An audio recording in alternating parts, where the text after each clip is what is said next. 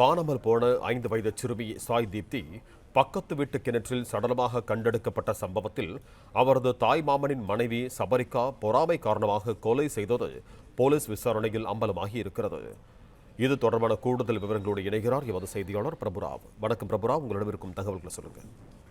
Ramanathapuram MSK நகர் பகுதியில் நேற்று காலை வீட்டில் தூங்கிக் கொண்டிருந்த 5 வயது சிறுமி பக்கத்து வீட்டில் உள்ள கிணற்றில் மர்மமான முறையில் உயிரிழந்த நிலையில் சடலமாக மீட்கப்பட்டது. இது தொடர்பாக அந்த சிறுமியின் தாய்மாமா அஜித் மற்றும் அவரது மனைவி சபரிகா மற்றும் அதே பகுதியைச் சேர்ந்த ஒருவர் என 3 பேரை ராமநாதபுரம் நகர் காவல் நிலைய போலீசார் சந்தேகத்தின் பேரில் அவர்களை பிடித்து காவல் நிலையத்தில் வைத்து விசாரணை மேற்கொண்டு வந்தார். அந்த விசாரணையில் அந்த சிறுமியின் தாய்மாமனுடைய மனைவி சபரிகா இந்த 5 வயது சிறுமி தீப்திகாவை அருகே இருக்கக்கூடிய அந்த கிணற்றில் வீசி கொலை செய்தது ஒப்புக்கொண்டுள்ளார். குறிப்பாக இந்த சபரிகாவை பொறுத்தளவு அவருக்கும் ஒரு பெண் குழந்தை இருக்கிறது.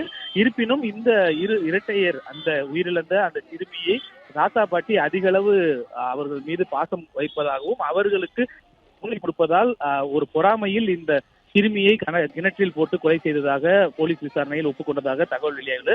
அதன் அடிப்படையில் அந்த சபரிகா மீது நகர் காவல் நிலைய போலீசார் தற்போது நேற்று வரை இந்த வழக்கானது சந்தேகத்துக்கனமான மரணம் என வழக்கு பதிவு செய்யப்பட்டிருந்த நிலையில் இன்று அந்த சபரிகா மீது வழக்கு பதிவு செய்து தற்போது விசாரணை நடத்தி வருகின்றனர்.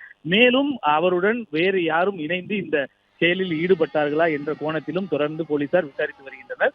மேலும் இந்த உடலானது அந்த கிணற்றில் வீசி கொலை செய்யப்பட்ட அந்த 5 வயது சிறுமியின் உடலானது ராமநாதபுரம் அரசு மருத்துவமனை மருத்துவமனையில் வைக்கப்பட்டிருந்தது. இன்று அந்த உடலானது உடற்கூறு ஆய்வு செய்யப்பட்டு அவரது பெற்றோரிடம் ஒப்படைக்கப்பட்டு தற்போது அந்த உடலானது அவரது அப்பா ஊரான மதுரைக்கு எடுத்துச் செல்லப்பட்டுள்ளது. பிளே ஸ்டோர் மற்றும் ஆப் ஸ்டோரில் இருந்து பாலிமர் செயலியை QR கோடு மூலம் பதிவிறக்கம் செய்யுங்கள். செய்திகளை உடனுக்குடன் பெறுங்கள்.